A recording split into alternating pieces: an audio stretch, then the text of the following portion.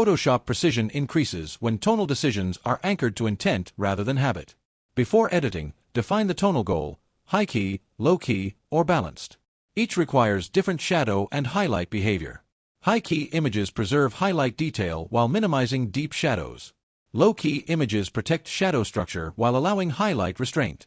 Balanced images demand symmetrical tonal distribution. Use curves to shape tones according to intent instead of applying generic contrast. This intent-first methodology prevents stylistic drift and ensures tonal consistency. Editors who skip intent definition often compensate later with excessive corrections. Purpose-driven tonal planning streamlines workflow and elevates consistency across projects.